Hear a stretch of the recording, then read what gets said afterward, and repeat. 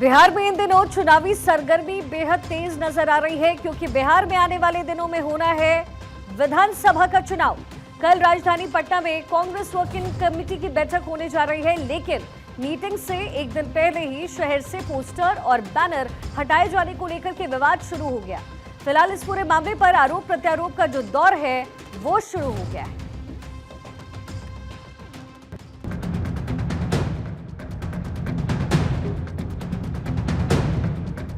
राजधानी पटना में Congress working committee की 24 सितंबर को बैठक होने वाली है। इस बैठक में मल्लिकार्जुन खड़गे और राहुल गांधी समेत कई दिग्गज भी नजर आएंगे। जाहिर है पटना में पहली बार होने वाली इस मीटिंग को लेकर बिहार कांग्रेस बेहद उत्साहित भी है। बाकायदा बैनर और पोस्टर्स भी जगह जगह लगा दिए गए थे, लेकिन कांग्रेस के इस उत्साह पर पानी फेर दिया नगर निगम की टीम। राजधानी की सड़कों पर बिजली के खंभों पर लगे बैनर और पोस्टर को हटा दिया गया है। निगम की टीम के एक्शन से कांग्रेस बेहद खफा भी दिख रही है। कांग्रेस प्रवक्ता ज्ञान रंजन ने कहा कि पोस्टर्स और बैनर हटाए जाने का कोई औचित्य नहीं है। इसी बहाने उन्होंने राज्य सरकार पर भी निशाना साधा। ये बैनर पोस्टर फाड़ने का कोई औचित्य नहीं है। इससे उनकी ये मानसिकता दिखती है कि वो कितने डरे और सहमे हुए हैं। जिस तरह से बिहार में उनको आक्रोश झेलना पड़ रहा है, उनके मंत्रियों को लोग दौड़ा के भगा रहे हैं, खदेड़ रहे हैं, और जिस तरह से उनको ये लग रहा है कि कांग्रेस पार्टी की जो मुद्दे हैं वो मुद्दे कहीं ना कहीं बिहार के हित में हैं और उसका प्रचार प्रसार ना हो, इसके लिए वो बैनर पोस्टर फाड़ रहे हैं, निंदनीय है। बैनर और पोस्टर्स को हटाए जाने के बाद सियासी जंग छिड़ चुकी है। कांग्रेस की तिलमिलाहट और एनडीए की आलोचना पर बीजेपी ने कड़ा जवाब दिया है। बीजेपी का दावा है कि कांग्रेस पार्टी खुद ही विवाद में घिरी रहना चाहती है। जब अनाधिकृत जगह पर पोस्टर्स और बैनर लगाया गया तो फिर उसे प्रशासन और नगर निगम की टीम हटाएगी ही। कांग्रेस को खुद ही विवादों में घिरे रहने का शौक है। अरे जो सरकारी स्थान है, चिन्हित स्थान है कि जहाँ सरकारी बैनर होर्डिंग लगे हैं वहाँ नहीं लगाना चाहिए बैनर होर्डिंग। आप जो नगर निगम का जो चिन्हित स्थान है जहाँ नहीं लगाना है, या प्रशासन की ओर से चिन्हित स्थान है जो यहाँ नहीं लगाना है, आप वहाँ पर लगाएंगे तो सरकार और प्रशासन नगर निगम उससे हटाएगा ही। और किसी भी राजनीतिक दल का बैनर पोस्टर पहले भी कुछ बीजेपी ने लगाया, जदयू ने, उसका भी हटाया गया है। खामख्वाह विवाद खड़ा कर दे और विवाद में बंधे रहने का शौक है, तो इस तरह काम करते हैं। दरअसल की कार्य समिति बैठक भी बिहार में फेल होने वाली है, इसलिए जानबूझकर इस तरह के विवादों को जन्म देना चाहते हैं। सीडब्ल्यूसी की बैठक से पहले कांग्रेस कार्यकर्ताओं का उत्साह किसी से छिपा नहीं है, लेकिन बैनर और पोस्टर्स के हटने से अब नया विवाद खड़ा हो गया। सवाल ये उठ रहा है कि क्या इन्हें लगाने की परमिशन प्रशासन से ली गई थी या फिर नहीं। फिलहाल इस पर कांग्रेस के दिग्गजों की चुप्पी है, लेकिन इस मुद्दे पर सियासी शोर जरूर उठ रहा है। हालांकि बात करें सीडब्ल्यूसी की मीटिंग की, तो इसमें शामिल होने के लिए महागठबंधन के सभी साथियों को आमंत्रित किया गया है। माना जा रहा है कि राहुल और खड़गे के अलावा दूसरी पार्टियों के भी कई बड़े दिग्गज इसमें शामिल हो सकते हैं। सर्वेश कुमार सिंह, भारत 24, पटना।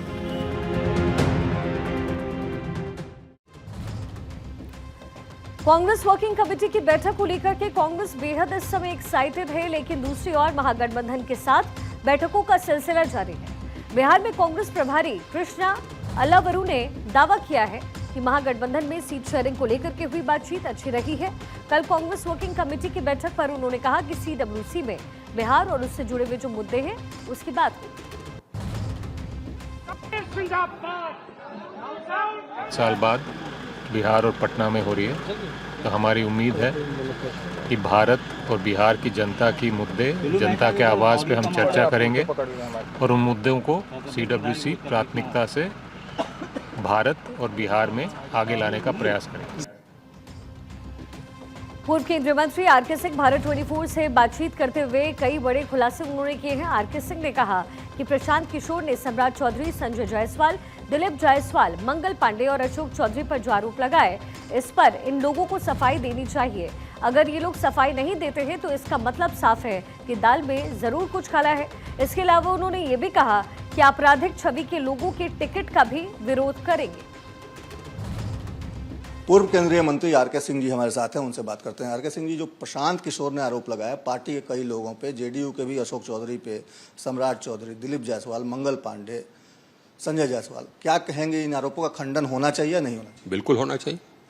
अगर ये गलत आरोप लगाए हैं तो इन लोगों को चाहिए कि उस पर डिफेमेशन का केस करें, मानहानि का केस करें, मुकदमा करें और जनता के सामने रखें अपनी बात की हाँ किस तरह से वो आरोप गलत है, मिथ्या है, ये बताना चाहिए। इसलिए आवश्यक है क्योंकि इससे पार्टी की छवि धूमिल हो रही है, सरकार की छवि धूमिल हो रही है। लोगों को लगता है कि भाजपा और जदयू की जो सरकार है उसका कैसा नेतृत्व है ये उनके मन में आता है। लोग चाहते हैं एक साफ सुथरा सरकार। अगर उनको अगर ये इम्प्रेशन जाता है कि नहीं भ्रष्ट सरकार है तो ये तो हम लोगों के वोट पर काफ़ी असर डालेगा ना। इसीलिए इन लोगों को पार्टी हित को आगे रखना चाहिए और सामने आकर के सफाई देनी चाहिए। 3-4 दिन हो गए आरोप लगे हुए, लेकिन अभी तक कोई सफाई नहीं दिया इन लोगों ने। लगता है कि दाल में कुछ काला है। हाँ, यही ना प्रश्न उठता है कि कोई आप सफाई नहीं दे रहे हैं, भाग रहे हैं। तो इसीलिए तो आप सही कह रहे हैं कि लगता है कि दाल में कुछ काला है, यही बात है। आपके पिछले लोकसभा चुनाव को लेकर भी बहुत सारे सवाल उठते रहे हैं। कहा जाता है कि आपको हराने में कुछ लोग शामिल थे। क्या ऐसा है क्या मामला? अरे वो तो अब 1.5 साल पुरानी बात हो गई, फिर चुनाव होगा, इसको रखिए अलग, ये दूसरा मुद्दा है। आपने आरोप जो लगाया था संजय जायसवाल को भी जाकर बताया था, जेपी नड्डा जी को बताया था, क्या उनसे क्या बातचीत हुई? ये तो अब हमने बताया ना, नड्डा जी से हमारी बात हुई और संजय झा जी को भी हमने बता दिया, तो ये तो अलग बात है। उसमें कुछ हुआ नहीं। हमने दोनों को कहा है कि साहब सो जिन लोगों ने भीतर घात किया तो उनको अगर आप टिकट देंगे तो उनके खिलाफ हम घूम जाएंगे, ये हमने कह दिया है। आप चुनाव लड़ेंगे इस बार? ये कहाँ से मुद्दा आ गया साहब कि चुनाव लड़ेंगे? हम विधानसभा चुनाव क्यों लड़ेंगे? अगर पार्टी आदेश देगी तब अलग बात है, नहीं तो हम काहे के लिए चुनाव जाएंगे लड़ने? विधानसभा पार्टी कहेगी कि नहीं आपको लड़ना है तब देखेंगे। पीके ने जो आरोप लगाया उसे लग रहा है नीतीश कुमार की छवि भी कहीं ना कहीं धूमिल हो रही है, क्योंकि वो ईमानदार छवि रही है उनकी। हाँ, उनकी ईमानदार छवि रही है और इसी कारण से जदयू के स्पोक्स पर्सन ने, प्रवक्ता ने सामने आकर के कहा कि अशोक चौधरी को चाहिए कि आप सफाई दे। ये तो जदयू के प्रवक्ता ने कहा और अपने मन से तो नहीं कहा होगा, नीतीश कुमार ही बोले होंगे कि ये बयान दे दीजिए, ये तो है ही। निश्चित तौर पर देखिए, आरके सिंह साहब सीधे तौर पे कह रहे हैं कि पीके ने जिन पे आरोप लगाया है उन लोगों को सामने आकर सफाई देनी चाहिए, और वो सफाई नहीं दे रहे हैं तो दाल में जरूर कुछ काला है। और जहां तक अशोक चौधरी का सवाल है तो जदयू के प्रवक्ता नीरज कुमार ने सामने आकर अपनी बातें रखी है, तो निश्चित तौर पर कहीं ना कहीं जेडीयू में भी इस बात को लेकर सवाल उठ रहे हैं। अपने सहयोगी मृत्युंजय के साथ सर्वेश कुमार सिंह, भारत 24, पटना। ओवैसी बिहार चुनाव के मद्देनजर हलचल बढ़ाने को तैयार हैं। खासकर सीमांचल न्याय यात्रा के जरिए वो सीमांचल में अपने वोट बैंक को मजबूत करने जा रहे हैं। हालांकि कांग्रेस और एनडीए उनकी यात्रा को कोई खास तवज्जो नहीं दे रही है, लेकिन सीमांचल में ओवैसी का प्रभाव आरजेडी को नुकसान जरूर पहुंचा सकता है। बिहार चुनाव की तारीखों का अभी ऐलान नहीं हुआ, लेकिन सियासी हलचल लगातार बढ़ी हुई है। सभी राजनीतिक पार्टियां चुनावी तैयारियों में जुटी हैं। इसी कड़ी में एआईएमआईएम अध्यक्ष और सांसद असदुद्दीन ओवैसी भी अब बिहार चुनाव के मद्देनजर खुद ही मोर्चा संभालने में जुट गए हैं। उन्होंने पार्टी के चुनाव प्रचार की कमान संभाल ली है और अकेले ही चुनावी घमासान में कूद पड़े हैं। ओवैसी बिहार में अब सीमांचल न्याय यात्रा की शुरुआत कर रहे हैं। ये यात्रा किशनगंज से शुरू होकर जोकीहाट, अररिया और पूर्णिया होते हुए 27 सितंबर को कटिहार में खत्म होगी। इस दौरान ओवैसी का नारा होगा, बहुत हुई झंडा बरदारी, अब तय करो हमारी हिस्सेदारी। ओवैसी अपनी इस यात्रा के दौरान अल्पसंख्यक युवाओं, महिलाओं और बड़े बुजुर्गों से एआईएमआईएम के उम्मीदवारों को जिताने की अपील करते नजर आएंगी। चुनाव का प्रचार शुरू हो चुका है और हमारे अध्यक्ष अख्तर उल ईमान साहब की लीडरशिप में काम चल रहा है। हम 2 महीना पहले भी आए थे, अप्रैल में भी आए थे। उस वक्त भी हमने कहा था कि चुनाव में हम पूरी तरह से हिस्सा लेंगे और अब सीमांचल में 4 दिन का हमारा विजिट होगा। मुख्तलिफ विधानसभा में हम अख्तर उल ईमान साहब जाएंगे, वहां पर आवाम से मुलाकात भी करेंगे, पब्लिक मीटिंग भी करेंगे। सर, क्या उम्मीद करते हैं? सीडब्ल्यूसी की मीटिंग कल से हो रही है पटना में, बिहार चुनाव सामने है, घोषणा भी हो गई है। क्या लगता है इस बार चुनाव में किस तरह कदम जा सकते हैं? हमको हमारी पार्टी की फिक्र, हमारे कैंडिडेट्स की, हमारे उम्मीदवारों की हमको फिक्र है। उनको कामयाब करना हमारा मकसद है और उस सिलसिले में चाहे बिहार की में जो पीड़ित कमज़ोर लोग हों, जिसमें दलित, मुसलमान हैं, या फिर सीमांचल की डेवलपमेंट की बात हो या इंसाफ की बात हो, ये सब लड़ाई तो जनता ने देख लिया कि अख्तरुल इमान साहब एक अकेले विधायक रहते हुए भी उन्होंने बड़ी पुरजोर तरीके से और बड़ी बहादुरी के साथ, बेबाकी के साथ बिहार के लिए और खासतौर सीमांचल की इंसाफ की लड़ाई लड़ी है। तो यही उम्मीद करते हैं कि आगे भी हम करेंगे। दरअसल AIMIM काफी लंबे समय से महागठबंधन में एंट्री का रास्ता ढूंढ रही थी, लेकिन एंट्री नहीं मिल सकी। ऐसे में ओवैसी अब अकेले ही चुनावी घमासान में कूद गए। इस बाबत जब कांग्रेस प्रवक्ता से सवाल पूछा गया तो उन्होंने कहा कि कांग्रेस का मुद्दा साफ है। बिहार से हम एनडीए समर्थित गठबंधन को यहाँ बिहार से विदाई करने जा रहे हैं। बिहार से हम एनडीए समर्थित गठबंधन को यहाँ बिहार से विदाई करने जा रहे हैं। ओवैसी की एंट्री से जेडीयू की सियासी सेहत पर ज्यादा असर पड़ता नजर नहीं आ रहा। जेडीयू प्रवक्ता अभिषेक झा के मुताबिक नीतीश कुमार को हर जाति और धर्म का वोट मिलता रहा है, इसलिए वो लगातार पिछले 20 सालों से बिहार की सत्ता में प्रासंगिक बने हुए हैं। सभी पार्टियों को हक है कि वो कार्यक्रम करे और चुनाव लड़े, लेकिन इससे कोई फर्क नहीं पड़ने वाला। जो लोग ये समझकर चलते हैं कि किसी खास वोट बैंक पर उनका कब्जा है, वो मुगालते में जी रहे हैं। इतने वर्षों से नीतीश कुमार जी सूबे के मुख्यमंत्री हैं, एनडीए की सरकार देश में और प्रदेश में है, तो सभी जाति धर्म के लोगों का समर्थन हमेशा एनडीए को मिलता रहा है। लेकिन एक परसेप्शन क्रिएट किया जाता है, एक डर का माहौल क्रिएट किया जाता है। महागठबंधन के लोग सोचते हैं कि इस बाबत वोट ले लेंगे। कोई भी पार्टी कहीं भी कार्यक्रम करवाने को स्वतंत्र है। अब इसको वोट की सेंधमारी से जोड़ा जाता है, अन्य तरह के पॉलिटिकल नैरेटिव सेट किए जाते हैं जो हमारे हिसाब से कहीं से उचित नहीं है।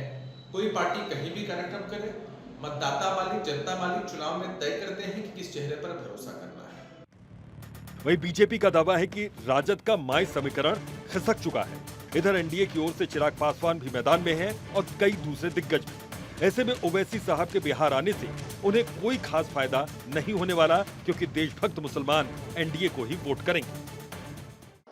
राजद का एम-22 समीकरण टूट के कगार पर है। मुसलमान अब समझने लगे हैं राजद उनके वोट का सौदागर बन बैठा है। भ्रष्टाचार में आकंठ उड़े राजद नेता सिर्फ अपनी जेब भरने में लगे रहते हैं। मुसलमानों का वोट न बिखरे, इसके लिए पीएम मोदी के हनुमान चिराग पासवान कूद पड़े हैं। इसमें उन्हें सफलता मिलनी तय है। राष्ट्रभक्त मुसलमान इधर उधर भटकने वाले नहीं है। जनाब ओवैसी साहब भी मुसलमानों के बीच अपनी पैठ बनाने में लगे हैं, लेकिन उनकी नीति और नीयत पर मुसलमानों को संदेह है। इतना तय है कि राजद से मुसलमानों का मोह भंग हो गया है और चिराग पासवान की झोली में उस वर्ग का वोट गिरे तो कोई आश्चर्य की बात नहीं मानी जाएगी। दरअसल ओवैसी का सीमांचल दौरा कई मायनों में बेहद अहम है। इन इलाकों में अल्पसंख्यक समुदाय का बहुत बड़ा वोट बैंक है, जिस पर एनडीए और महागठबंधन दोनों की ही नजर है। हालांकि सीमांचल क्षेत्र में ओवैसी का अपना एक जनाधार पहले से बना हुआ है, जिसे वो और मजबूत करने के इरादे से उतरे हैं। मौजूदा विधानसभा में उनके 5 में से 4 विधायकों को भले ही आरजेडी अपनी पार्टी में मिला चुकी है, लेकिन जमीनी स्तर पर पार्टी चीफ का प्रभाव अभी भी मौजूद है। खासकर मुस्लिम वोटर्स में सीमांचल के 4 जिलों पूर्णिया, कटिहार, किशनगंज और अररिया में 24 विधानसभा सीट है और ये राज्य में 70% मुस्लिम वाले सीटों में शामिल है। जाहिर है इसका नफा और नुकसान आरजेडी को उठाना पड़ सकता है। सर्वेश कुमार सिंह, भारत 24, पटना। और इसी बीच बिहार में सियासी घमासान जारी है। जेडीयू ने तेजस्वी के सीएम फेस को लेकर के तंज कसा। जेडीयू का कहना है कि तेजस्वी यादव पर कई गंभीर आरोप हैं। महागठबंधन ने इससे पहले हार का सामना किया है। लालू जी सोच रहे हैं कि तेजस्वी को सीएम कैंडिडेट माना जाए, लेकिन राहुल गांधी ऐसा नहीं कर रहे हैं। इसके अलावा राज्य की नीतीश सरकार की भी तारीफ की गई। भारत 24 से जेडीयू प्रवक्ता ने और भी कई सारे मसलों पर चर्चा की। आपको सुनवा देते हैं। जेडीयू के मुख्य प्रवक्ता नीरज कुमार हमारे साथ हैं। नीरज जी, सवाल कई हैं। सबसे पहला सवाल, तेजस्वी के चेहरे पर मुहर नहीं लगी है अभी तक। देखिए, तेजस्वी यह उनका अंदरूनी मामला, लेकिन तेजस्वी यादव के नाम पर मुहर हमारी समझ से इसलिए नहीं लग रहा है। एक तो 420 के आरोपी हैं, उम्र में हेरा फेरी, 8 इंच पर घोटाला है, डबल ईपी का घोटाला इनके माथे पर दर्ज है, उम्र घोटाला है, जमीन घोटाला IRCTC, और सबसे बड़ा है कि 420 का घोटाला आरोपी, और साथ ही साथ तेजस्वी यादव के नेतृत्व में 2019 और 2024 में महागठबंधन को शानदार और दमदार पराजय का सामना करना पड़े, तो अब लालू जी की अंतिम राजनीतिक इच्छा कि हमारे बेटा को नेता घोषित कर दो, मुख्यमंत्री बनना तो खैर नौमा आश्चर्य है, और उस इच्छा को राहुल गांधी पूरा नहीं कर रहे हैं, ये तो सीधा सीधी लालू यादव का अपमान कर रहा है। महागठबंधन में विवाद तो था ही, परिवार में भी विवाद छिड़ गया है। रोहिणी आचार्य ने क्या कुछ लिखा वो सब कुछ लोगों ने देखा। तेज प्रताप यादव भी मुखर तौर पर विरोध करने लगे हैं। क्या कहेंगे, परिवार में क्या चल रहा है लालू जी? देखिए, बेटी है रोहिणी, उसने किडनी दान किया, लालू जी का प्राण रक्षा किया, और अपने भाई की वेदना से वह परेशान है। ड्राइविंग सीट पर दूसरा बैठता है, उसको असहज लगता है।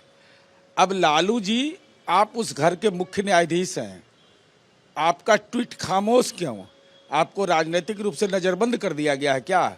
आप पार्टी के राष्ट्रीय अध्यक्ष, उसने आपके हस्ताक्षर से वह चुनाव लड़ी, और आज उसकी वेदना, वह बेटी जो किडनी दान कर दे, तो लालू जी कितना निर्मोही हो गए आप।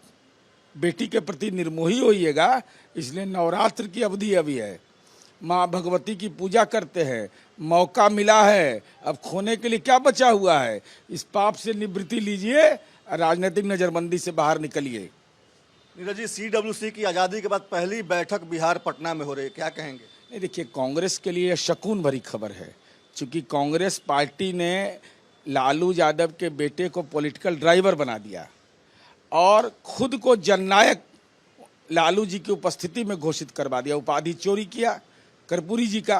तो हमारी उम्मीद है कि CWC की मीटिंग गठबंधन के घटक दल पर दबाव बनाने के साथ साथ जननायक कर्पूरी ठाकुर का जो अपमान किया है, तो इस संबंध में एक प्रस्ताव पारित करेगा कि जननायक कर्पूरी ठाकुर नहीं है बल्कि राहुल गांधी हैं। क्योंकि ईमानदारी के मामले में नीतीश कुमार बिहार के सर्वोपरि नेता हैं। ऐसी परिस्थिति में अगर किसी पे कोई आरोप लगा है तो उसको इसका जवाब देना चाहिए। अपने सहयोगी मृत्युंजय के साथ सर्वेश कुमार सिंह, भारत 24 पटना।